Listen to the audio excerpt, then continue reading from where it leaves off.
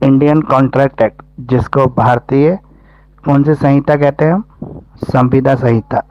तो Indian contract act जो है ये आपका 1872 में आया था, और ये एक्ट इम्पॉर्टेंट एक्ट है हमारा। और दूसरा हमें एक बात और ध्यान रखनी है कि जो B L L B third semester में जो हमारा ये लॉ है, ये कॉन्ट्रैक्ट लॉ है, और यही लॉ का सब्जेक्ट भी है। यानी कि अभी आपके बीए के भी सब्जेक्ट चल रहे हैं और लॉ के भी सब्जेक्ट चल रहे हैं। तो लॉ का सब्जेक्ट है इंडियन कॉन्ट्रैक्ट एक्ट। जो आप किसी भी कंपटीशन एग्ज़ाम में जाते हैं, आके जुडिशरी में जाते हैं, किसी भी एग्ज़ाम में जाते हैं, तो उसके लिए भी एक इम्पॉर्टेंट सब्जेक्ट है आपके लिए। तो पहला जो क्वेश्चन इसका बनेगा वो यही बनेगा कि इसकी डेफिनेशन क्या है, किस चीज़ को इंडियन कॉन्ट्रैक्ट एक्ट कहते हैं, या किस कॉन्ट्रैक्ट को इंडियन कॉन्ट्रैक्ट के अंदर कवर किया जाता है। तो बताइए डेफिनेशन क्या है इंडियन कॉन्ट्रैक्ट एक्ट में, कॉन्ट्रैक्ट की डेफिनेशन क्या है? Sir, any agreement which is enforceable by law is called contract.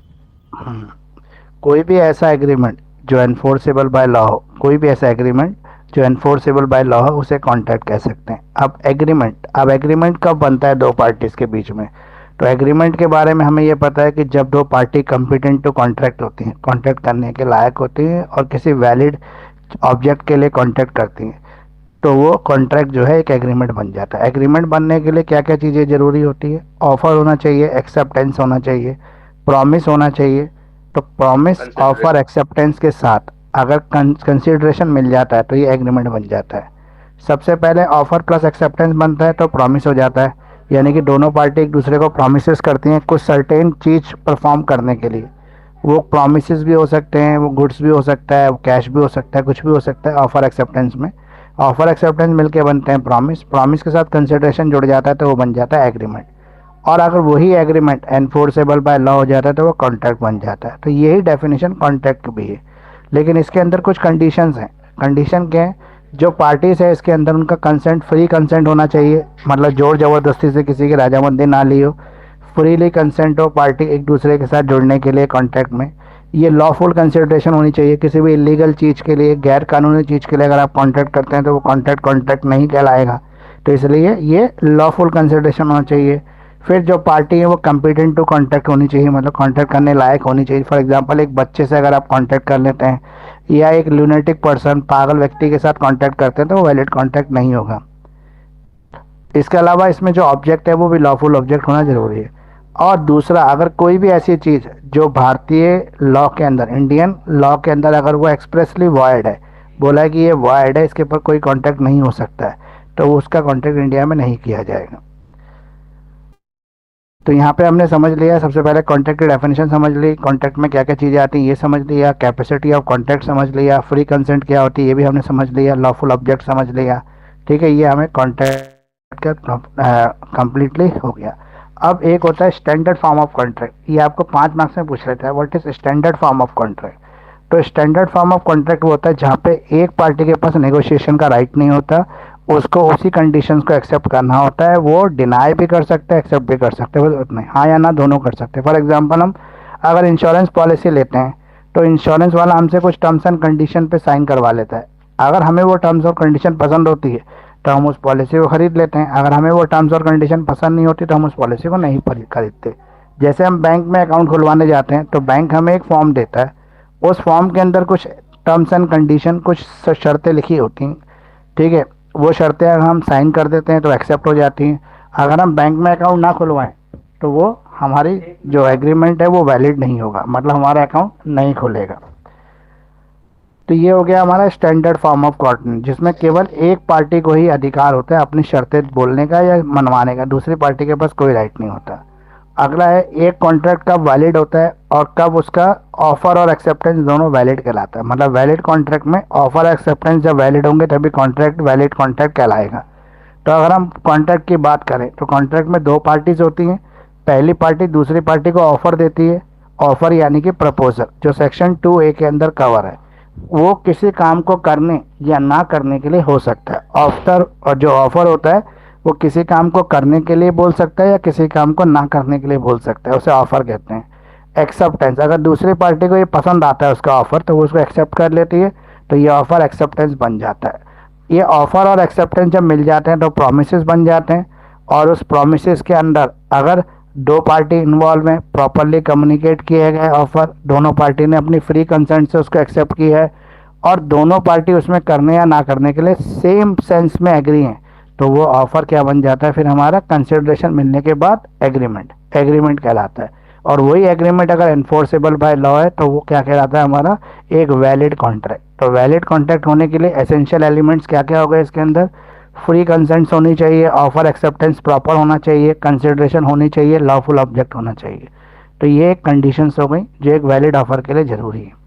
इसके अलावा प्रॉपरली कम्युनिकेशन का मतलब होता है कि ऑफर का इस तरीके से सूचना देनी है कि जो एक्सेप्टेंस करने वाला पर्सन है उस तक वो प्रॉपरली इंफॉर्मेशन करेक्ट सेंस में पहुंच जाए, तभी वो उस पर यस या नो कर पाएगा। अब अगर हम एक्सेप्टेंस की बात करें तो एक्सेप्टेंस का क्या तरीका है, मतलब किस तरीके से आप किसी भी ऑफर को एक्सेप्ट कर सकते हैं। तो एक्सेप्टेंस का जो मेथड है वो ऑफर देने वाले के हिसाब से बताया गया है कि ऑफर देने वाला जैसा चाहे वैसे ही आपको एक्सेप्टेंस देने की ज़रूरत है। फॉर एग्जांपल ऑफर देने वाले ने बोला कि मैं एक्सेप्टेंस जब भी मानूंगा जब आप इसको लेटर के थ्रू कम्युनिकेट करेंगे, तो वो लेटर के थ्रू आपको एक्सेप्टेंस देनी पड़ेगी। उसने ये बोला आप मुझे फ़ोन पे बोलेंगे तभी, उसने बोला मेरे कान में बोलेंगे तभी। तो जैसे वो चाहेगा वैसे ही आपको अपनी एक्सेप्टेंस देनी पड़ेगी ऑफर करने वाले के थ्रू। अब ये जो एक्सेप्टेंस है ये एब्सोल्यूट भी हो सकती है, ये कम्युनिकेटेड भी हो सकती है, ये जो है प्रिस्क्राइब फॉर्मेट में हो सकती है, लेकिन इसका प्रॉपरली कम्युनिकेटेड होना जरूरी है। मतलब एक्सेप्टेंस के अंदर टाइम लिमिट भी होती है। फॉर एग्जांपल एक व्यक्ति ने 3 महीने के लिए ऑफर निकाला तो 3 महीने उसकी वैलिडिटी है, 3 महीने के अंदर उसको एक्सेप्टेंस देनी होगी। उसके बाद भी अगर वो एक्सेप्टेंस नहीं देता तो ऑफर रिजेक्ट हो जाएगा। तो इसे ऑफर की एक्सेप्टेंस कह देते हैं। क्या ऑफर की एक्सेप्टेंस के लिए कोई पर्टिकुलर प्लेस ज़रूरी है, कोई पर्टिकुलर मीडियम ज़रूरी है या पर्टिकुलर टाइम ज़रूरी है? तो टाइम, मीडियम, प्लेस तीनों ज़रूरी हैं। जिस तरह से ऑफ़र देने वाले ने बोला है उस तरीके से उसको एक्सेप्टेंस किया जाना चाहिए। एक जर्नल ऑफ़र क्या होता है? तो जर्नल ऑफ़र वो ऑफ़र होता है जो जनरल पब्लिक के लिए, जैसे जिसमें एक फेमस केस है हमारा lady Carlin versus carbolic small ball company. ये जो केस है ये जर्नल ऑफ़र से जुड़ा हुआ है। जर्नल ऑफ़र का मतलब है ये पूरी पब्लिक के लिए ओपन है। तो ये वाला जो केस मैं आपको बताता Carlill versus carbolic small ball company, ये इस केस के अंदर एक लेडी कार्लिल होती है जो इन्फ्लुएंजा उस समय फैला होता है इंडिया में। तो वो एक अखबार में ऐड पड़ती है जिसमें लिखा होता है कि अगर कोई अगर इस दवाई को उसके बताए गए नियम के अनुसार लेगा तो 15 दिन के अंदर उसका इन्फ्लुएंजा है तो ख़त्म हो जाएगा या वो इन्फ्लुएंजा से पीरियड ही नहीं होगा, मतलब उसको इन्फ्लुएंजा होगा नहीं। और इसके लिए कंपनी 100 पाउंड की गारंटी दे रही है, 1000 पाउंड की गारंटी दे रही है। इसलिए दे रही है कि अगर किसी को इस दवाई को लेने के बाद भी इन्फेक्शन हो जाए तो कंपनी उसको 1000 पाउंड देगी। और जबकि दवाई की वैल्यू कितनी थी, 100 पाउंड। लेडी कार्लिन इस दवाई को अखबार में ऐड देखने के बाद खरीद लेती है, उसको बताए गए नियम के अनुसार ही खाती है, लेकिन फिर भी उसको इन्फ्लुएंजा हो जाता है तो वो कोर्ट चले जाती है और कोर्ट में जाके बोलती है कि भाई कंपनी ने जो 1000 पाउंड दिए वादा किया हुआ था वो मुझे दिलवाए जाए। लेकिन जब कंपनी कोर्ट में आती है तो कंपनी ये कहती है कि भाई वो किस बात का हर्जाना दे, क्योंकि लेडी कार्लिन और कंपनी के बीच में, स्मॉक बॉल कंपनी के बीच में कोई डायरेक्ट एग्रीमेंट नहीं हुआ। ये एक जर्नल ऑफर था जो ओपन ऑफर था, ओपन कॉन्ट्रैक्ट था, इसको कोई भी एक्सेप्ट कर सकता था। लेकिन पर्टिकुलर ये कैसे पता लग गया कि लेडी कार्लिन ने उसको एक्सेप्ट किया कि नहीं किया, या फिर उसने उस कंपनी के बताए गए नियम के अनुसार दवाई का सेवन किया नहीं किया? तो कोर्ट ने ये बोला कि जो जर्नल ऑफर होते हैं जो पब्लिक के लिए दिए जाते हैं उसको कोई भी एक्सेप्ट कर सकता है। अगर वो पर्सन उस दवाई को खरीद लेता है तो इसका मतलब उसने ऑफर को एक्सेप्ट कर लिया। दूसरा, उसने उसको बताए गए नियम से खाया नहीं खाया, तो अगर उसको इन्फ्लुएंजा का इतना डर था कि वो दवाई खरीद रहा है और उसको सेवन कर रहा है तो इसका मतलब उसका सेवन भी इस तरीके से करेगा जैसा बताया गया, उसके अंदर कुछ भी ऊंच नीच वो नहीं करेगा। तो ये इस फेमस केस के अंदर पता लगा था जो जर्नल ऑफर में कवर हो जाता है। अब एक कंसिडरेशन कब लॉफुल कंसिडरेशन होती है, ये सारे क्वेश्चन जो है मैंने यूट्यूब पे आपको शेयर किए हुए, उन्हीं के आंसर्स एक बार हम डिस्कस कर रहे हैं। बताइए सर जजमेंट बता दीजिए उसका कार्बोलिक वाला। बता उसका दिया है मैंने जजमेंट क्या आपको, है कोर्ट? बता दिया आपको कि लेडी कार्लिन को 1000 पाउंड मिल गए थे, अच्छा मिल 1000 गए। पाउंड। हाँ, ठीक है सर। क्योंकि कोर्ट ने ये बोला कि जो जर्नल ऑफर होता है वो सबके लिए ओपन होता है, जो भी उसको खरीद लेगा, परचेज कर लेगा, वो ऑफर का एक्सेप्टेंस कर लेता है। और फिर उसका जो कंपनी का दूसरा डाउट था कि इसने बताए गए नियम के अनुसार दवाई का सेवन किया नहीं किया, तो कोर्ट ने ये बोला कि जब उसने दवाई खरीदी है और वो इन्फ्लुएंजा से इतनी डर रही है कि 100 पाउंड की इतनी महंगी दवाई खरीदेगी, तो ज़रूरी वो दवाई को इसी तरह से सेवन करेगी जैसे कंपनी ने बताया है। तो इसलिए यहाँ पर ये भी फेल हो गया और फिर उसको 1000 पाउंड मिल गए। अब एक है हम लॉफुल कंसिडरेशन पढ़ रहे थे कि लॉफुल कंसिडरेशन कब होती है। तो कंसिडरेशन लॉफुल जब होती है जब वो प्राइस के रूप में, काइंड्स के रूप में, मनी के रूप में पेड की जाए। कंसिडरेशन कंसिडरेशन गेस्चर या फिर होनोरियम ऐसी कोई चीज़ नहीं हो सकती। मतलब ये सम्मान में रिस्पेक्ट करने से कंसिडरेशन कंप्लीट नहीं हो सकती। कंसिडरेशन को मनी या काइंड होना ज़रूरी है। पैसे में कंसिडरेशन हो सकती है या फिर मनी काइंड में हो सकती है। इसके अलावा कंसिडरेशन फ्यूचर, पास्ट, प्रेजेंट तीनों हो सकती हैं। तीनों फॉर्म में इसकी पेमेंट की जा सकती है। लेकिन अगर आप कहें कि क्या ग्रेशियस प्रोमिसेस को भी कंसिडरेशन माना जा सकता है, तो डेफिनेटली नहीं माना जा सकता, क्योंकि कंसिडरेशन ग्रेशियस मतलब है फ्री ऑफ कॉस्ट। किसी के सम्मान के लिए हम उसका थोड़ा सा खर्चा कर रहे हैं, तो मतलब सम्मान में बिना उसकी इज्जत करते हुए उसको मान रहे हैं, तो वो ऐसा नहीं हो सकता। जो ग्रेशियस प्रोमिसेस होते हैं उसको कंसिडरेशन में शामिल नहीं कर सकते। एक लॉफुल कंसिडरेशन के लिए होने के लिए क्या क्या एलिमेंट्स उसमें होने चाहिए। तो लॉफुल कंसिडरेशन होने के लिए दोनों पार्टीज की उसमें कंसेंट होनी चाहिए, ठीक है। डिज़ायर और प्रॉमिसरी होना चाहिए। दूसरा, कंसिडरेशन जो है प्रॉमिसरी और any other person is not a party of contract, यानी कि प्रॉमिसरी ही कंसिडरेशन को पेमेंट करेगा। अगर कोई और person on behalf of the promissory payment कर देता तो वो भी वैलिड कंसिडरेशन मानी जाएगी, अगर उसमें प्रॉमिसर के कंसेंट शामिल है तो। कंसिडरेशन में भी past, present, future consideration past में भी हो सकती है, प्रेजेंट में भी हो सकती है, फ्यूचर में हो सकती है। पास्ट कंसिडरेशन का मतलब ये कि मैंने बी से 2 लाख रुपए लेने थे, लेकिन आज मैंने बी के साथ एग्रीमेंट साइन किया, तो 1 लाख रुपए जो एडवांस देना था उसको कंसिडरेशन का, वो मैंने पास्ट वाला जो उधार था लोन उसी में एडजस्ट कर लिया। तो ऐसा किया जा सकता है, इसको वैलिड कंसिडरेशन माना जा सकता है। प्रेजेंट कंसिडरेशन मतलब मैंने आज कॉन्ट्रैक्ट साइन किया और कंसिडरेशन की आज ही पेमेंट कर दी। फ्यूचर कंसिडरेशन, मैंने एक लोन दे रखा था बी को जो मैच्योर होने वाला था अगले महीने मैच्योर होने वाला है लोन, तो नेक्स्ट मंथ वाले मैच्योरिटी अमाउंट को मैंने इस बार कंसिडरेशन में एडजस्ट करा दिया। तो ये पॉसिबल है, ऐसे करा सकते हैं। तो consideration should be real not illusionary, ये रियल होनी चाहिए, इल्यूजनरी नहीं होनी चाहिए। मतलब सपने में और ख्यालों में दी गई कंसिडरेशन को कंसिडरेशन नहीं माना जा सकता, और ये लीगल और एडिक्वेट होना जरूरी है। अब कंसिडरेशन क्या एडिक्वेट होती है? कंसिडरेशन की एडुकेसी के बारे में कुछ बोला नहीं गया। एग्जीक्यूटिव मतलब उचित, तो उचित कंसिडरेशन कुछ भी नहीं होती। 2 लाख रुपए के माल के लिए भी 1000 रुपये एडवांस दिया जा सकता है, उसको कंसिडरेशन माना जाता है। कंसिडरेशन होना चाहिए, कितना होना चाहिए इसके लिए हमारा लॉ कुछ भी नहीं कहता है। अब कंसिडरेशन कब अनलॉफुल हो जाती है, गैर कानूनी कंसिडरेशन किसे कहते हैं? तो ऐसी कोई भी चीज़ जो फॉरबिडन बाय लॉ है और उसको आप कंसिडरेशन के रूप में दे रहे हैं, तो वो कंसिडरेशन अनलॉफुल कंसिडरेशन कहलाएगी। कोई भी ऐसी चीज़ कंसिडरेशन के रूप में आप एक्सचेंज कर रहे हैं जो किसी भी लॉ को डिफीट कर रही है, मतलब किसी लॉ के वायलेशन कर रही है, तो वो भी क्या कहलाती है? अनलॉफुल कंसिडरेशन कहलाती है। फ्रॉडुलेंट ऑब्जेक्ट, कोई भी फ्रॉडुलेंट धोखाधड़ी से आप किसी को कोई ऑब्जेक्ट दे रहे हैं, तो वो भी कंसिडरेशन वैलिड नहीं होगी, अनलॉफुल हो जाएगी।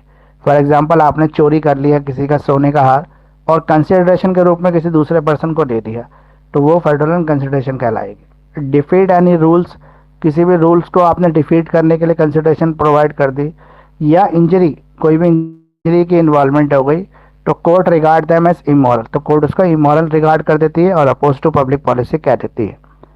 अब ये हमने पढ़ लिया कंसिडरेशन कब होती है, इलीगल हो जाती है। अब क्या कंसिडरेशन के बिना कॉन्ट्रैक्ट वाइड होता है? इस एग्रीमेंट और contract become without consideration is void, क्या वॉइड माना जाएगा वो? तो आप बताइए क्या होता है ऐसा कंसिडरेशन के बिना कोई कॉन्ट्रैक्ट का है तो वॉइड हो जाएगा?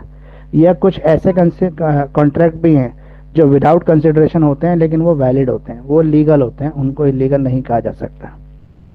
यानी कि एक्सेप्शंस ऑफ कॉन्ट्रैक्ट कंडीशंस। बताइए होता है ऐसा कुछ? Yes sir.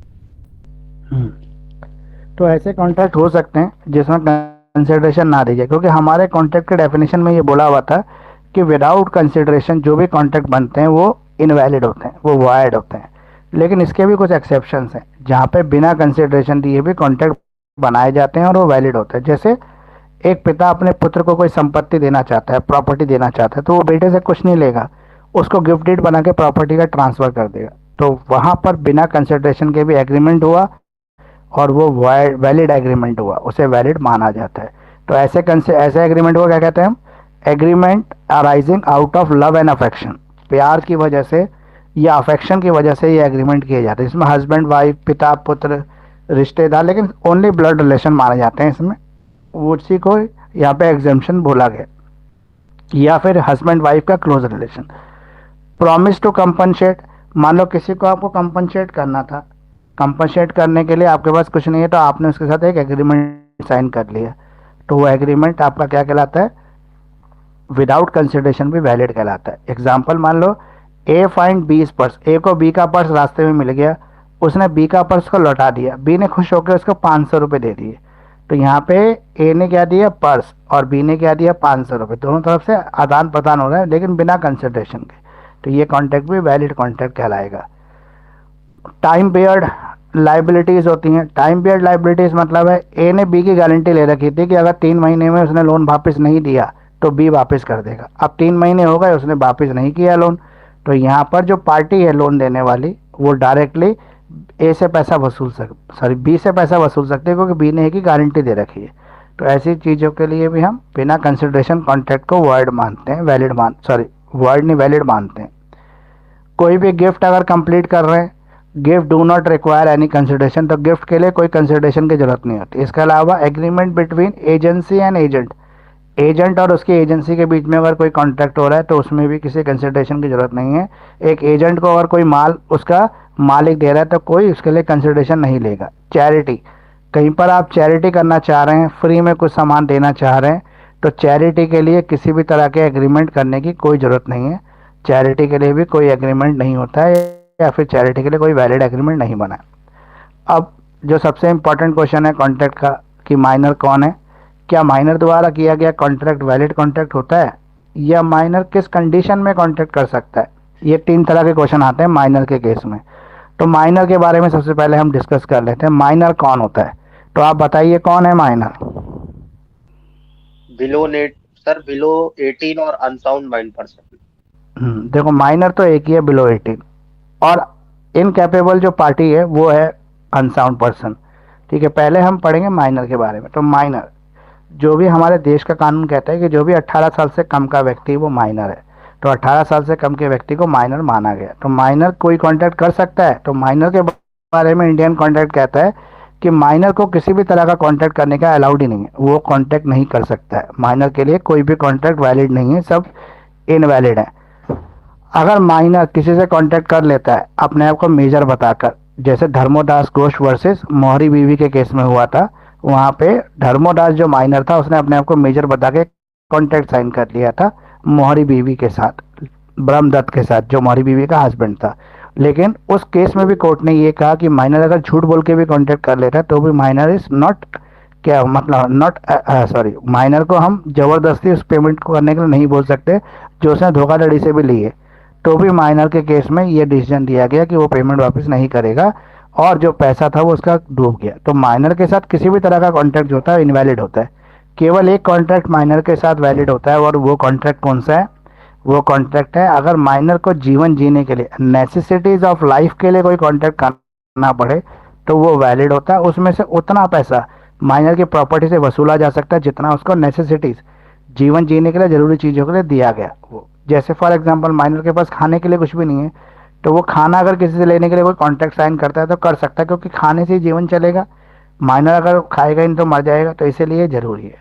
तो यहाँ पे माइनर द्वारा किए गए नेसेसिटीज़ के लिए कॉन्ट्रैक्ट, जैसे कपड़ा, मकान, खाना, इसके लिए अगर कोई खर्चा किसी ने किया है तो वो माइनर की प्रॉपर्टी में से उतना पैसा वसूल सकता है जितना उसका खर्चा हुआ है, लेकिन ओनली जेन्युइन एक्सपेंसेस, उससे ज़्यादा कुछ भी नहीं। माइनर इनकैपेबल है कॉन्ट्रैक्ट करने के लिए, केवल एक ही कंडीशन में माइनर कॉन्ट्रैक्ट कर सकता है, वो है नेसेसिटीज ऑफ लाइफ, जीवन जीने के लिए जरूरी चीज़ों के लिए कॉन्ट्रैक्ट वो कर सकता है। तीसरा, तो इसमें एक इम्पॉर्टेंट केस आया है, बताइए। सर मैं पूछ रहा हूँ, तो इस हिसाब से तो माइनर अगर ऐसी नेसेसिटी में रहेगा तो लैंड की प्रॉपर्टी के लिए भी एग्रीमेंट कर सकता है। हाँ, नेसेसिटीज ऑफ लाइफ के लिए कर सकता है, लेकिन उतना ही पैसा वसूला जाएगा जितना उसके नेसेसिटीज पे खर्च हुआ है, उसमें कोई इंटरेस्ट वगैरह अलाउड नहीं होता। अब इसमें इम्पॉर्टेंट केस है जो आपके एग्जाम में बार बार पूछा भी जाता है, धर्मोदास वर्सेस मोहरी बीवी। ये माइनर का इम्पॉर्टेंट केस है जो आप कर लेना, ये एग्जाम में आपसे पूछा जाएगा, केस लॉस सबसे इम्पॉर्टेंट केस है इसका। वो आपको जरूर कर लेना है। तीसरा, अब अगला क्वेश्चन आ जाता है कि what do you mean by the free consent of party. Parties की कंसेंट कब फ्री होती है? देखो, सबसे ज़्यादा इंपॉर्टेंट चीज़ है, अगर किसी के साथ आप एग्रीमेंट कर रहे हैं तो आपको ये जानने की ज़रूरत है कि आपने जो उसके साथ कॉन्ट्रैक्ट किया है वो फ्री कंसेंट से किया है या नहीं किया। फ्री कंसेंट मतलब आपने उसके ऊपर किसी तरह का कोई प्रेशर ना डाला हो, ज़बरदस्ती उससे हाँ ना कराया हो, मारपीट के कॉन्ट्रैक्ट पे साइन ना कराया हो, उसकी बहन को उसकी माँ को किडनैप कर लिया हो फिर कॉन्ट्रैक्ट साइन करा लिया हो। तो इस तरह का कोई भी काम अगर आपने उसकी कंसेंट लेने के लिए किया है तो ये वैलिड नहीं होगा, कॉन्ट्रैक्ट इनवैलिड कहलाएगा, वॉइड कहलाएगा, वॉइड एब इनिशियो कहलाएगा, यानी कि शुरू से शून्य हो जाएगा कॉन्ट्रैक्ट। तो सेक्शन 13 जो हमारा इंडियन कॉन्ट्रैक्ट एक्ट का, वो कंसेंट की डेफिनेशन देता है कि व्हाट इज कंसेंट और when consent become free consent. Consent कब फ्री कंसेंट होती है?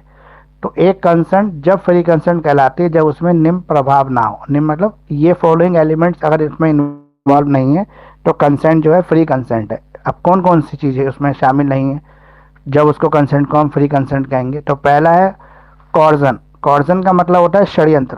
अगर आपने धोखाधड़ी से, षड्यंत्र करके किसी से कंसेंट ली है तो वो इलीगल कंसेंट कहलाएगी, इलीगल एक्टिविटी कहलाएगी और ऐसे कमिटमेंट को कंसेंट नहीं माना जाएगा।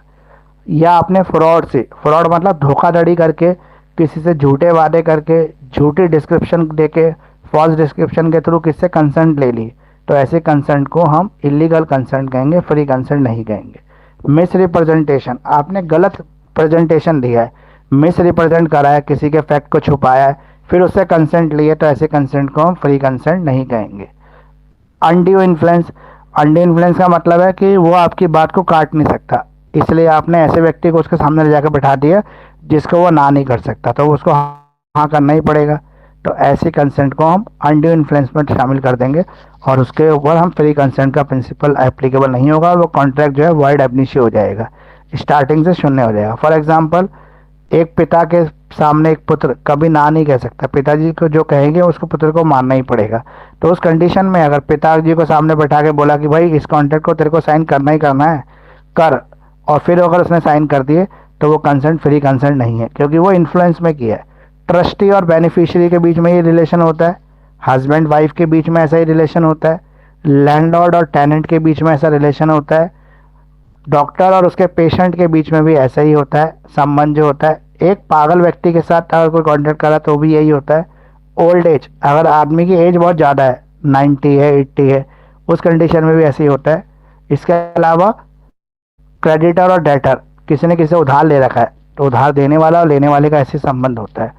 पेरेंट्स और चाइल्ड का, एडल्ट चाइल्ड और पेरेंट्स का, लॉयर्स और क्लाइंट का, यही संबंध होता है। इसमें कभी भी कंसेंट अगर होती है तो वो फ्री कंसेंट नहीं कहलाती। मिस्टेक, किसी ने गलती से कंसेंट दे दी, मतलब उसने सोचा कुछ था लेकिन हकीकत में था कुछ, तो गलती से दे दी, तो ये भी कंसेंट फ्री कंसेंट नहीं कहलाएगी। अब क्या हम कोई ऐसा एग्रीमेंट कर सकते हैं जो किसी ट्रेड पर रिस्ट्रेन कर सकता हो, किसी ट्रेड पर रोक लगा सकता हो? तो आप बताइए, क्या ऐसा कॉन्ट्रैक्ट कर सकते हैं जो ट्रेड पर रोक लगाता हो? ट्रेड मतलब किसी को व्यापार करने से रोकता हो। ए का जो बिजनेस था वो खिलौने बेचने का था, लेकिन सी ने उसके साथ कॉन्ट्रैक्ट साइन कर लिया, बोला कि तुम किसी को भी माल बेचो लेकिन बी को मत बेचना, और अगर तुम बी को माल नहीं बेचोगे तो मैं तुम्हें हर महीने 100 रुपये देता रहूँगा। क्या ये एग्रीमेंट रिस्ट्रेन ऑफ ट्रेड में आता है, मतलब व्यापार करने से रोकने में आता है? और क्या ये वैलिड कहलाएगा या वॉइड कहलाएगा? तो ये एग्रीमेंट वॉइड कहलाएगा। क्यों? किसी को व्यापार करने से नहीं रोका जा सकता, और अगर तुम रोक रहे हो तो ये वॉइड कहलाएगा। रिस्ट्रेन एग्रीमेंट वॉइड होते हैं। फॉर एग्जांपल, एक गवाह कोर्ट में गवाही देने जा रहा है लेकिन दूसरी पार्टी के खिलाफ वो गवाही देने वाला है, वो कह रहा है तुम अगर गवाही नहीं दोगे तो मैं तुम्हें 3 लाख रुपए दे दूंगा।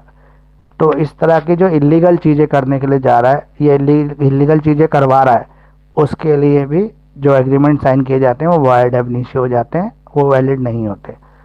तो ऐसे एग्रीमेंट जो किसी व्यापार पे रोक लगाने वाले एग्रीमेंट होते हैं, वायलेशन करते हैं कॉन्स्टिट्यूशनल राइट्स का, और ये वॉइड एब इनिशियो हो जाते हैं, ये एप्लीकेबल नहीं होते। तो रिस्ट्रेन ऑफ ट्रेड के जो भी एग्रीमेंट है वो वॉइड है, लेकिन इनके भी कुछ एक्सेप्शंस हैं। एक्सेप्शंस मतलब जहाँ पर ये लागू हो जाते हैं, मतलब रोक लगाते हैं और वो वैलिड रहते हैं। जैसे मान लो 4 पार्टनर ने मिलकर कंपनी शुरू की, तो वो एक ऐसा एग्रीमेंट कर सकते हैं कि अगर कोई भी पार्टनर इस कंपनी को छोड़ के जाता है तो वो कंपनी जो बिजनेस कर रही है वो नहीं करेगा खुद अपना, या फिर उस एरिया में बिजनेस नहीं करेगा जहाँ पे कंपनी कर रही है। क्यों? क्योंकि वो कंपनी के अंदर अगर पार्टनर है तो उसको हर चीज़ पता है, कंपनी का रॉ मटेरियल कितने का आ रहा है, कंपनी कौन सी मशीनों का इस्तेमाल करके प्रोडक्शन कर रही है, कंपनी को कितना मार्जिन हो रहा है, तो वो अपनी अलग से कंपनी भी शुरू करके कंपनी को ही कंपटीशन दे सकता है।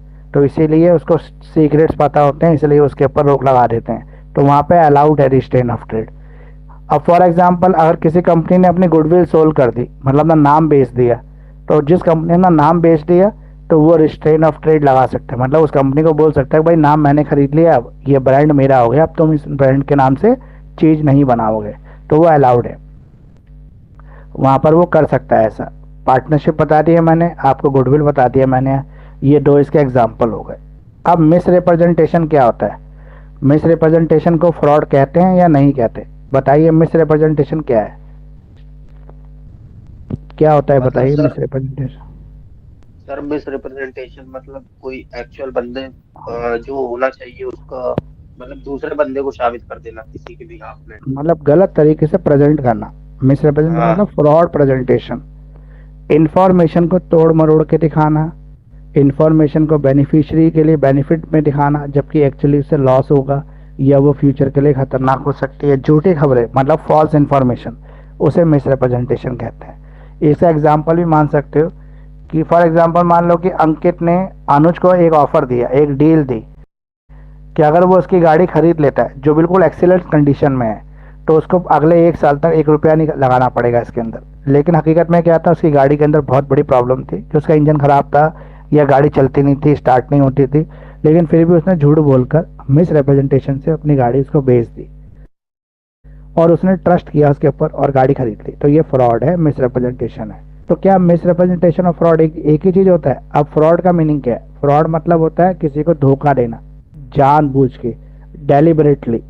तो डेलिबरेटली अगर आपने किसी को धोखा देने के इरादे से किया ताकि उसको लॉस हो जाए तो इसे हम फ्रॉड में कवर कर सकते हैं।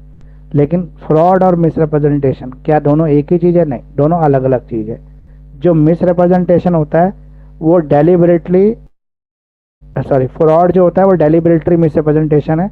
लेकिन मिसरिप्रेजेंटेशन कई बार अनजाने में भी हो जाता है, गलती से भी हो जाता है, जहाँ पे वो ये सोचता है कि ये ऐसा है, मतलब ये करेक्ट है, लेकिन हकीकत में वो रॉन्ग था। फॉर एग्जाम्पल जैसे मान लो एक ही गाड़ी दिल्ली में खड़ी थी और उसको ये पता था कि लास्ट टाइम जब वो दिल्ली में गया था तो गाड़ी बढ़िया चल रही थी, लेकिन अब गाड़ी खड़ी खड़ी ख़राब हो चुकी है, लेकिन उसको पता नहीं है। तो वो जिसको बेच रहा है उसको यही कह रहा है कि भाई मेरी गाड़ी तो बिल्कुल सही है, फटाफट स्टार्ट होती है, सही चलती है, लेकिन हकीकत में वो खराब है। तो यहाँ पे वो डेलिबरेटली धोखा नहीं दिया, लेकिन फिर भी उसने मिस स्टेटमेंट की, झूठी जानकारी दी। तो ये जानबूझ के नहीं, अनजाने में हो। तो मिस रिप्रेजेंटेशन अनजाने में भी हो सकता है और जो फ्रॉड है वो धोखाधड़ी से भी हो सकता है।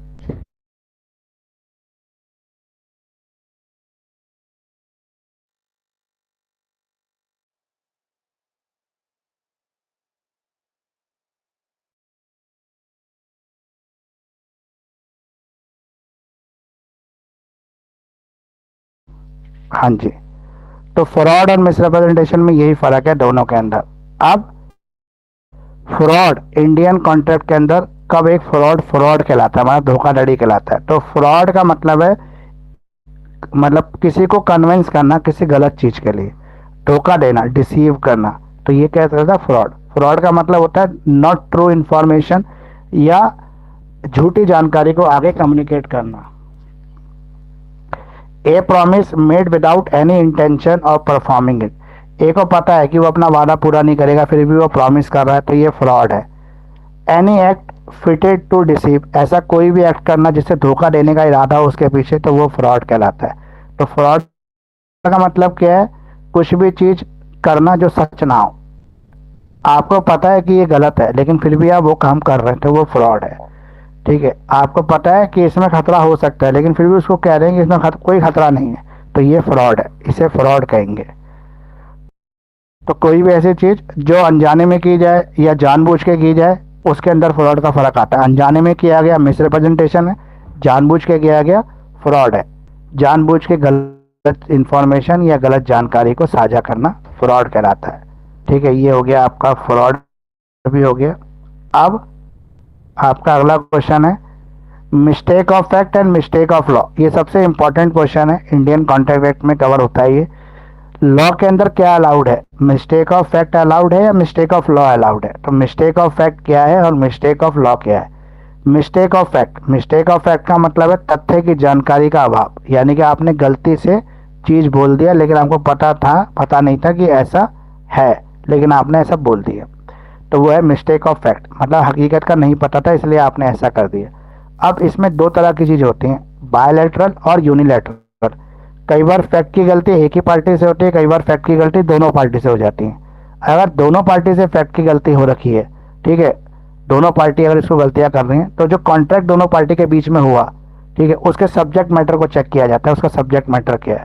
अगर वो सब्जेक्ट मैटर एग्जिस्ट करता है, उसकी आइडेंटिटी करेक्ट है, तो मिस्टेक ऑफ फैक्ट अलाउड हो जाता है और कॉन्ट्रैक्ट वैलिड बन जाता है। लेकिन अगर एक ही पार्टी ने मिस्टेक ऑफ फैक्ट की है और दूसरी पार्टी को उसकी जानकारी पहले से ही थी कि भाई ये जो बोल रहा है वो ऐसा है नहीं, वो हकीकत में है, फिर भी वो कॉन्ट्रैक्ट कर रही है, तो कॉन्ट्रैक्ट वैलिड हो जाएगा। लेकिन अगर दोनों पार्टियों में से एक पार्टी के तथ्य को दूसरी पार्टी एक्सेप्ट कर रही है, तो फिर कॉन्ट्रैक्ट कैंसिल हो जाएगा, नल एंड वॉइड हो जाएगा। अब मिस्टेक ऑफ लॉ, देखो मिस्टेक ऑफ फैक्ट को तो एक बार अलाउड हो सकता है, लेकिन मिस्टेक ऑफ लॉ अलाउड नहीं होता।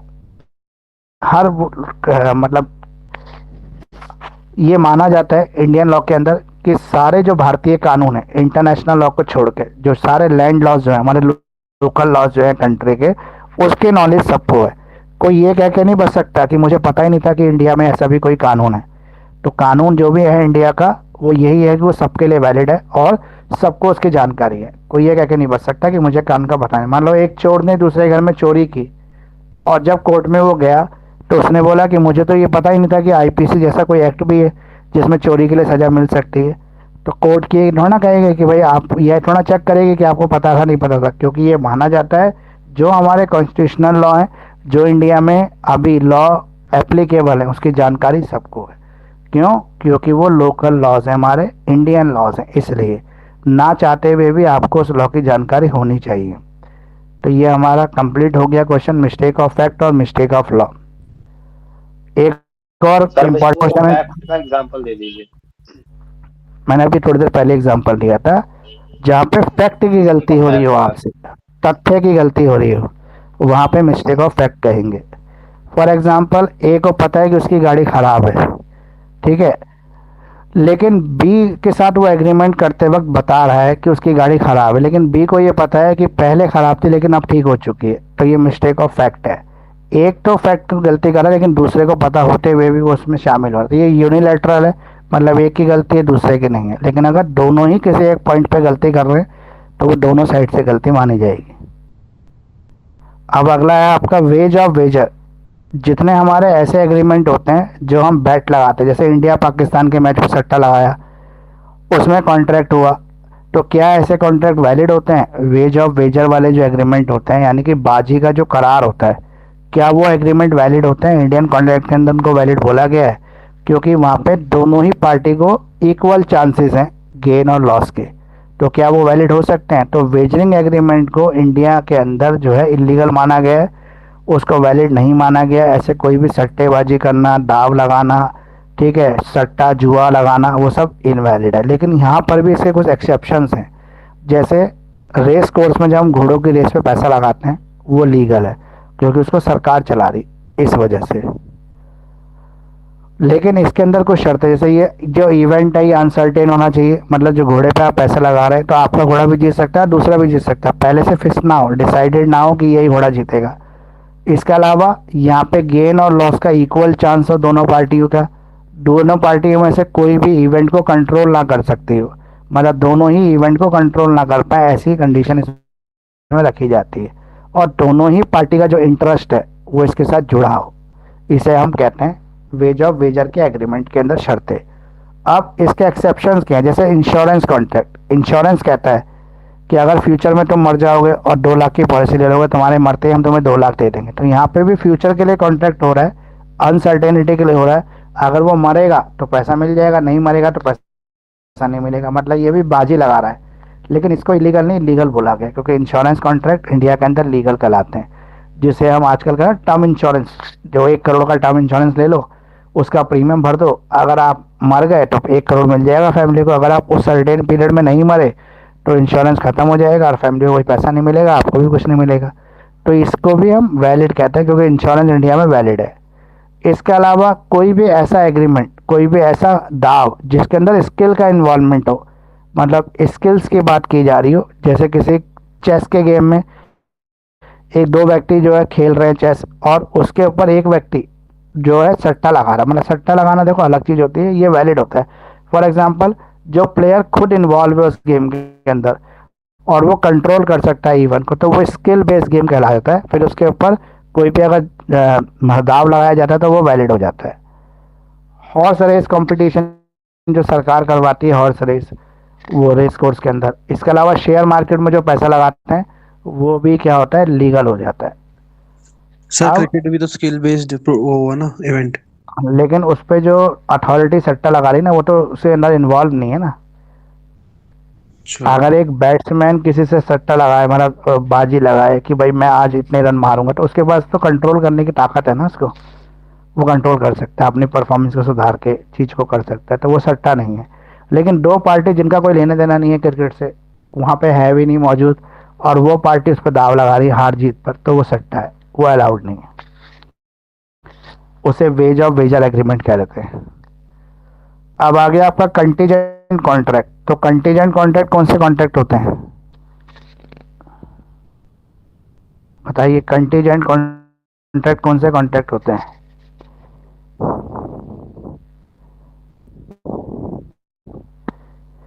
किसी घटना के होने या ना होने पर डिपेंड करता है कंटीजेंट कॉन्ट्रैक्ट। ए ने बी को कहा कि अगर तू मेरी बेटी से शादी कर लेगा तो मैं तेरे को 10,000 रुपये दे दूंगा, तो वो शादी करेगा तो उसको 10,000 मिलेंगे, शादी नहीं करेगा 10,000 नहीं मिलेंगे। यानी किसी घटना के होने या ना होने के ऊपर डिपेंड कर रहा है। अगर घटना हो गई तो कॉन्ट्रैक्ट कंप्लीट हो जाएगा, पैसे का लेन देन हो जाएगा। घटना नहीं हुई तो कॉन्ट्रैक्ट का कंप्लीशन नहीं होगा। ए ने बी को कहा कि अगर मंडे को बारिश हो गई तो मैं तुमको 2 लाख रुपए दे दूंगा, अगर बारिश होगी तो वो 2 लाख देगा और नहीं देगा। तो कंडीशनल कॉन्ट्रैक्ट होते हैं, जिसे कंटीजेंट कॉन्ट्रैक्ट कहते हैं। इसमें कंडीशनल परफॉर्मेंस होती है, मतलब किसी एक चीज़ के साथ दूसरी चीज़ रिलेट करती है। उसने कहा कि अगर वो शादी करेगा तो वो 20,000 रुपये उसको देगा, शादी कर लेगा तो दे देगा 20,000, शादी नहीं करेगा तो कोई अमाउंट नहीं देगा उसको। इसके अलावा ये कलेक्ट्रल कॉन्ट्रैक्ट होता है। कलेक्ट्रल मतलब हैपनिंग और non happening of a event पे डिपेंड करता है, और यहाँ पे दोनों ही पार्टी उस इवेंट से म्यूचुअली मतलब बंधी हुई हैं। वो इवेंट होगा तभी दोनों पार्टी अपनी अपनी शर्तों को पूरा करेंगे। Event must not depend upon the will of the promiser, लेकिन ये जो इवेंट है ये दोनों के विल के ऊपर डिपेंड नहीं होना चाहिए। ये हो गया आपका contingent contract. Contingent contract important है, और वेज ऑफ वेजर एग्रीमेंट जो था वो भी इंपॉर्टेंट है, ये भी आपको जरूर करना है। इसके अलावा क्वासी कॉन्ट्रेक्चुअल ऑब्लिगेशन, जैसे क्वासी कॉन्ट्रैक्ट कहते हैं, तो quasi contract, contingent contract, wage of wager agreement और माइनर इनकैपेसिटी ऑफ कॉन्ट्रैक्ट, ये सब इंपॉर्टेंट टॉपिक है जो एग्जाम के लिए आपको करने ही चाहिए। अगर हम क्वासी कॉन्ट्रैक्ट की बात करें तो क्वासी कॉन्ट्रैक्ट का मतलब होता है जो कॉन्ट्रैक्ट रियलिटी में होते नहीं है, लेकिन इनको लॉ यानी कि कोर्ट वो बिल्ड कर देता है, जहाँ पर ये बोला गया है कि किसी दूसरे के नुकसान पे पहले व्यक्ति को फ़ायदा नहीं मिल सकता, मतलब किसी दूसरे के लॉस से पहला व्यक्ति प्रॉफिट नहीं कमा सकता। ये इसके पीछे प्रिंसिपल है। फॉर एग्जांपल मान लो कि आपके घर गलती से कोई पिज़्ज़ा आ गया डिलीवर होकर, और वो पिज़्ज़ा आपने इस्तेमाल कर लिया, मतलब पिज़्ज़ा बॉय ने एड्रेस की मिस्टेक की वजह से आपके घर डिलीवर किया, आपने डिलीवरी एक्सेप्ट कर ली, पिज़्ज़ा खा लिया। तो आपने जैसे ही डिलीवरी एक्सेप्ट की और पिज़्ज़ा का इस्तेमाल कर लिया, कंज्यूम कर लिया, वैसे ही आपके बीच में और पिज़्ज़ा कंपनी के बीच में एक कॉन्ट्रैक्ट बिल्ट हो गया, और उस कॉन्ट्रैक्ट कहता है क्वासी कॉन्ट्रैक्ट। यानी आपने उस पिज़्ज़ा के लिए तो पैसे खर्च नहीं किए थे, लेकिन आपने उसका मज़ा लिया खाने का, तो जो खाने का आपने मज़ा लिया, आपको सेटिस्फेक्शन मिली, उसी ने एक कॉन्ट्रैक्ट बिल्ड कर दिया, जिसे क्वासी कॉन्ट्रैक्ट कहते हैं। अब आपको उस पिज़्ज़ा के पैसे कंपनी को पेमेंट करने पड़ेंगे। आप ये कह के नहीं बच सकते कि भाई मैंने तो ऑर्डर ही नहीं दिया था, ये तो पिज़्ज़ा वाले की गलती थी, मेरे घर क्यों डिलीवर किया। तो यहाँ पे कोर्ट इस तरह के कॉन्ट्रैक्ट बिल्ड कर देती है, ऐसे कॉन्ट्रैक्ट को कोर्ट रिकॉग्नाइज करती है और रिलेशनशिप बिल्ड कर देती है, जहाँ पे रिलेशनशिप उस इवेंट के अल्टीमेट बेनिफिट से चेक की जाती है कि उसका अल्टीमेटली बेनिफिट हुआ किसे, और जिसको बेनिफिट हुआ वो उसके लिए ऑब्लिगेट हो जाता है पेमेंट करने के लिए। इसे क्वासी कॉन्ट्रैक्ट कहते हैं। क्वासी कॉन्ट्रैक्ट में डायरेक्टली कोई कॉन्ट्रैक्ट बिल्ड नहीं करती पार्टियां, लेकिन फिर भी इनडायरेक्टली पार्टी के बीच में कॉन्ट्रैक्ट बिल्ड हो जाता है, क्योंकि इसके पीछे जो थ्योरी है वो यही है, एक के नुकसान से दूसरे को फ़ायदा नहीं दिया जा सकता। It is usually a right of money, it is generally liquidated sum of money. ये राइट ऑफ मनी है, मतलब पैसा लेने का अधिकार आ जाता है क्योंकि उसकी चीज़ का उसने सेवन कर लिया इसलिए। तो right is not an outcome agreement but is impose by the law. यहाँ पे डायरेक्टली कोई एग्रीमेंट नहीं हुआ लेकिन लॉ इस कॉन्ट्रैक्ट को इम्पोज कर रहा है। लॉ इन दोनों के बीच में इस तरह के कॉन्ट्रैक्ट को बिल्ड कर रहा है, तो इसे हम क्वासी कॉन्ट्रैक्ट कहते हैं। क्वासी कॉन्ट्रैक्ट के फीचर्स वगैरह आपको कर लेने हैं। अब है क्वांटम मैरिएट। क्वांटम मैरिएट क्या होता है ये बताइए। ये कहता है कि कोई ऐसा कॉन्ट्रैक्ट है जो बीच में ख़त्म हो गया, मतलब चलता हुआ कॉन्ट्रैक्ट बीच में ख़त्म हो गया। फॉर एग्जांपल ए ने बी के घर वाइट वॉश करने का कॉन्ट्रैक्ट लिया, बोला कि मैं तुम्हारे घर वाइट वॉश करूंगा, बदले में तुम मुझे 8,000 रुपये दे देना। ए ने बोला बी को ठीक है तुम वाइट वॉश कर लो, मैं तुम्हें 8,000 दे दूंगा, ये 1,000 रुपये कंसिडरेशन रखो, बैलेंस ऑफ पेमेंट 7,000 काम के कंप्लीशन के बाद दे दूंगा। 2 कमरे में वाइट वॉश करते ही उसकी तबीयत अचानक से ख़राब हो जाती है बी की, जिसकी वजह से वो उस कॉन्ट्रैक्ट को आगे परफॉर्म नहीं कर सकता, तो वो कॉन्ट्रैक्ट बीच में ही तोड़ देता है। अब वो बी से उतना पैसा लेने का अधिकारी है जितना 2 कमरों का बनता है, मतलब प्रोपोर्शनेट रेशियो में उस पैसे को निकाल ले रहे हैं। मतलब घर में 4 कमरे थे, 8,000 में तय हुआ, तो एक कमरे का लगभग 2,000 हो गया। 2 कमरे पेंट कर लिए तो उसको 4,000 का वो अधिकारी है, 1,000 वो पहले ले चुका, 3,000 और पेमेंट लेगा। यहाँ पर ए ये कह के नहीं बच सकता कि तुमने मेरा काम पूरा ही नहीं किया तो मैं तुम्हें पैसे क्यों दूँ। तो यहाँ पे क्वांटम मैरिट का प्रिंसिपल एप्लीकेबल हो जाता है, और क्वांटम मैरिट का प्रिंसिपल ये कहता है कि जितना वर्क परफॉर्म हुआ उसके कंपैरिजन में उसके रेशो में आपको देना पड़ेगा। तो claim for quantum merit arise only when the actual contract is discharge. जहाँ पे एक्चुअल कॉन्ट्रैक्ट पूरा नहीं हो पाया, डिस्चार्ज हो गया, वहाँ पे क्वांटम मैरिट का प्रिंसिपल आ जाता है। और क्वांटम मैरिट का प्रिंसिपल ये कहता है किसी की मेहनत को जाया नहीं जाया दिया जा सकता, उसकी मेहनत का पैसा आपको देना ही पड़ेगा। तो उतना पैसा वो देगा उसको, चाहे वो ये कह के नहीं बच सकता कि भाई मैंने तो कॉन्ट्रैक्ट में शर्त रखी थी कि तुम कंप्लीट कर लोगे, पूरा वाइट वॉश करोगे तभी पैसा दूंगा। तो वहाँ पर कोर्ट ये कहेगी क्वांटम मैरिट का प्रिंसिपल एप्लीकेबल करके भाई जितना काम किया उतना पैसा दे दो उसका। तो इसे क्वांटम मैरिट कहते हैं। ये इंपॉर्टेंट है, एग्जाम में कई बार आ भी चुका है, रिपीट होता रहता है, तो आप इसको ध्यान से कर लेना क्वांटम मैरिट। तो contingent contract, quantum merit, quasi contract, ये कुछ चीज़ें ऐसी हैं जो आपस में एक दूसरे से मिक्स करती हैं, लेकिन है अलग अलग कॉन्सेप्ट। तो आपको इसको ध्यान से कर लेना, इसमें कंफ्यूज नहीं होना है। अगला है इसके अंदर फ्रस्ट्रेशन ऑफ कॉन्ट्रैक्ट। तो फ्रस्ट्रेशन ऑफ कॉन्ट्रैक्ट कब आता है? फ्रस्ट्रेशन ऑफ कॉन्ट्रैक्ट जब आता है जब दोनों ही पार्टी कॉन्ट्रैक्ट को पूरा करने के लिए तैयार होती हैं। दोनों पार्टी में से कोई भी पार्टी कॉन्ट्रैक्ट को छोड़ना नहीं चाहती, लेकिन परिस्थिति कुछ ऐसी बन जाती है कि दोनों ही पार्टीज जो है कॉन्ट्रैक्ट को परफॉर्म भी नहीं कर सकती। फॉर एग्जांपल मान लो इंडिया और पाकिस्तान के बीच में शुगर को लेकर ट्रेडिंग हुई कि इंडिया जो है 20 क्विंटल शुगर सप्लाई करेगा पाकिस्तान को, पाकिस्तान के अंदर जो ट्रेडर है उसको, इंडियन ट्रेडर ने। लेकिन अचानक से इंडिया पाकिस्तान के बीच में युद्ध शुरू हो गया, लड़ाई शुरू हो गई। अब जैसे ही लड़ाई शुरू होगी तो जो जितने भी इंटरनेशनल ट्रेडिंग होती है वो ख़त्म हो जाती है, गवर्नमेंट उस पर रोक लगा देती है, ऑटोमेटिकली वो रोक लग जाती है। तो उस कंडीशन में अब वो उसके माल की सप्लाई नहीं कर पाएगा। तो यहाँ पे आ गया फ्रस्ट्रेशन ऑफ कॉन्ट्रैक्ट। फ्रस्ट्रेशन मतलब फ्रस्ट्रेशन जो वर्ड है उससे ही निकला है फ्रस्ट्रेशन ऑफ कॉन्ट्रैक्ट। फ्रस्ट्रेट हो गई दोनों पार्टियाँ, दोनों पार्टी कॉन्ट्रैक्ट तो करना चाहती है लेकिन अब कर नहीं पा रही। क्यों? क्योंकि रूल चेंज हो गया, लॉ चेंज हो गया, वार का टाइम आ गया। वॉर के टाइम पे कोई भी इंटरनेशनल ट्रेडिंग नहीं हो सकती, उस कंट्री से तो बिल्कुल नहीं हो सकती जिससे हमारी लड़ाई चल रही है। तो इसे कहते हैं फ्रस्ट्रेशन ऑफ कॉन्ट्रैक्ट। मान लो ए ने बी के साथ कॉन्ट्रैक्ट किया कि भाई मैं तुम्हें 2 लाख साइकिल जो है सप्लाई कर दूंगा 6 महीने के अंदर, लेकिन अचानक से गवर्नमेंट ने अपना प्रिंसिपल चेंज कर दिया कि साइकिल के प्रोडक्शन पर रोक लगा दी। बोला कि इंडिया के अंदर अभी साइकिल कोई प्रोड्यूस नहीं करेगा, कोई रीज़न की वजह से, एग्जाम्पल बता रहा हूँ मैं वैसे ही आपको। तो वहाँ पे लॉ ने रोक दिया कॉन्ट्रैक्ट को पूरा होने से। तो लॉ ने रोक दिया तो ये फ्रस्ट्रेशन ऑफ कॉन्ट्रैक्ट आ गया। तो वहाँ पे जितनी भी वो सप्लाई हो गई उतना पैसा तो मिल जाएगा क्वांटम मैरिट प्रिंसिपल के थ्रू कि भाई जितनी माल की डिलीवरी हो गई उतनी की आप पेमेंट कर दो, बाकी जो बच गया उसको कोई पूरा नहीं करा सकता, क्योंकि यहाँ पे फ्रस्ट्रेशन ऑफ कॉन्ट्रैक्ट का प्रिंसिपल एप्लीकेबल हो जाएगा। तो फ्रस्ट्रेशन ऑफ कॉन्ट्रैक्ट इसे ही कहते हैं जब पार्टी तो करना चाहती हैं लेकिन परिस्थितियाँ उनको पूरा नहीं करने देती।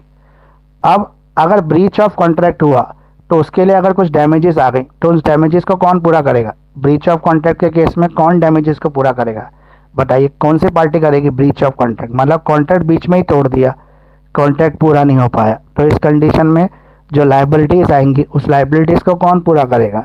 तो जो पार्टी इसके लिए रिस्पॉन्सिबल है, जो ब्रीच ऑफ कॉन्ट्रैक्ट कर रही है, तो वो ही जिसने ब्रीच ऑफ डैमेजेस को, कॉन्ट्रैक्ट करा होगा वो तोड़ेगा ना। हाँ, जो करेगा वो ब्रीच ऑफ कॉन्ट्रैक्ट की जिम्मेदारी लेगा और वही उसकी लाइबिलिटी की पेमेंट करेगा। तो सफरिंग पार्टी जो है, एग्रीड पार्टी जो है, जिसको लॉस हुआ कॉन्ट्रैक्ट पूरा ना होने से, उसने वो भरपाई उससे करवा सकती। फॉर एग्जाम्पल, दो पार्टी हैं ए और बी। ए ने बी को कहा कि भाई मैं तुम्हें 200 जैकेट सप्लाई कर दूंगा अगले साल मई तक, मतलब मई 2025 में 200 जैकेट। उससे क्या होगा, तुम्हारी जो गर्मियों की सेल है वो बैलेंस हो जाएगी। लेकिन यहाँ पर हुआ क्या कि उससे पहले ही उसने हाथ खड़े कर दिए। मई आने से पहले अप्रैल में बोला कि मैं 200 जैकेट नहीं दे पाऊंगा, सिर्फ 100 दे पाऊंगा, क्योंकि मेरा ना पीछे से रॉ मटेरियल नहीं आ रहा। तो यहाँ पे जो दूसरी पार्टी है, जो ये आस लगा के बैठा था कि 200 जैकेट आने से उसकी सेल पूरी हो जाएगी, अब उसकी सेल पूरी नहीं हो सकती तो उसको कहीं और से माल खरीदना पड़ेगा। मान लो ये जैकेट दे रहा था उसको 100 रुपये की, अब वो ले रहा है जैकेट 150 रुपये की, तो पर जैकेट उसको 50 रुपये का जो लॉस हो रहा है वो डैमेजेस है। उस डैमेजेस की भरपाई 100 जैकेट मतलब 500 रुपये, 5000 रुपये वो किससे ले सकता है? वो लेगा इससे, जो जैकेट का ओरिजिनल सप्लायर था, जिसने प्रॉमिस किया था मई तक दे देगा। तो इसे डैमेजेस कहते हैं और डैमेजेस की भरपाई वो पार्टी करती है जो ब्रीच ऑफ कॉन्ट्रैक्ट करती है। तो ब्रीच ऑफ कॉन्ट्रैक्ट में डैमेजेस ले सकते हैं। डैमेजेस में दो तीन तरह के डैमेज होते हैं, जैसे ऑर्डिनरी डैमेज, जो मैंने अभी आपको एग्जांपल देके बताया, ये ऑर्डिनरी डैमेज है। स्पेशल डैमेज, फॉर एग्जांपल, उस समय अचानक से मार्केट की परिस्थितियां चेंज होने की वजह से एक्स्ट्रा टैक्स ले रही है गवर्नमेंट, मतलब गवर्नमेंट ने टैक्स रेट इंक्रीज कर दिया, बोला कि जो नए कॉन्ट्रैक्ट होंगे उस पर 5% जीएसटी एक्स्ट्रा लगेगा। तो ये जो एक्स्ट्रा जीएसटी है, स्पेशल डैमेजेस है, इसकी भरपाई भी वो उससे करवा सकता है। किससे? जो ओरिजिनल ब्रीचर था, जो जिसने ब्रीच ऑफ कॉन्ट्रैक्ट किया।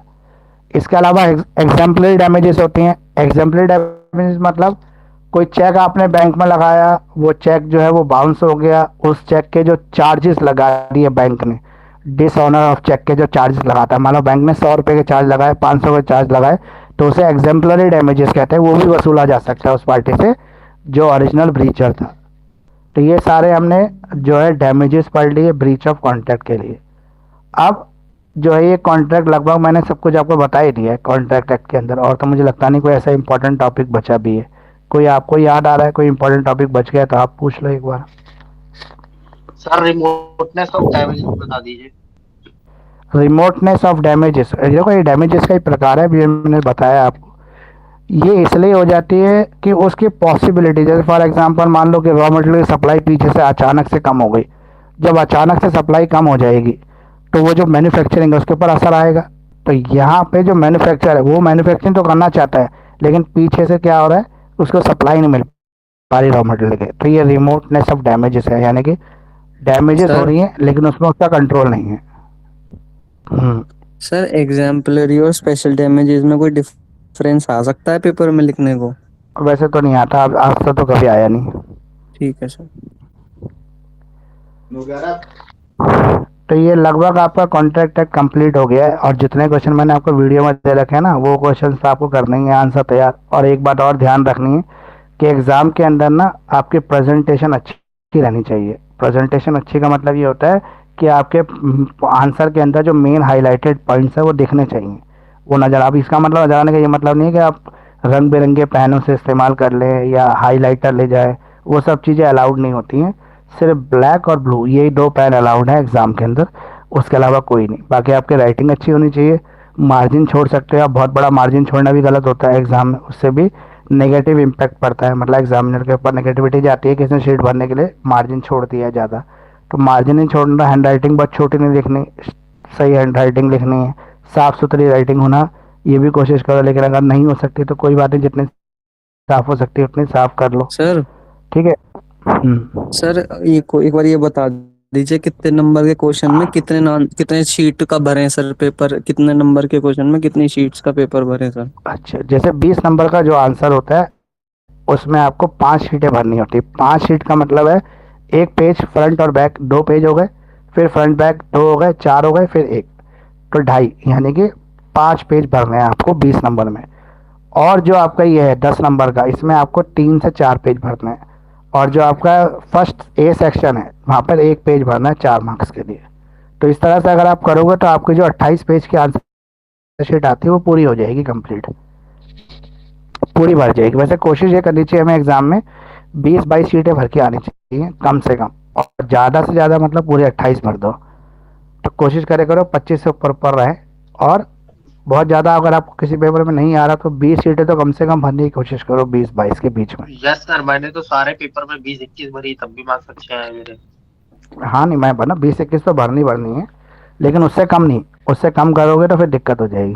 सर अगर सेमेस्टर में किसी ने ज्यादा नहीं पढ़ा बट बेसिक्स पढ़ लिया है, लेकिन अब ये आपके नोट्स और सर ये जो बुक्स होती है इनसे पढ़ने के बाद अगर लिखने पे आए और 25-26 शीट भर दे तो चांसेस हैं सर नंबर ठीक आ जाएंगे। बिल्कुल बिल्कुल चांसेस हैं, जब आप इतना लिख ही आओगे तो फिर चांस क्यों नहीं होंगे, फिर तो चांस होंगे। सर नोट्स सर एक आपके कहाँ टॉपिक मिलेंगे? है remedies in the form of compensation, आप उसको थोड़ा सा एक्सप्लेन कर दोगे? कंपनसेशन के रूप में रेमेडीज, देखो रेमेडीज होती क्या है, रेमेडीज का मतलब क्या है, उपचार।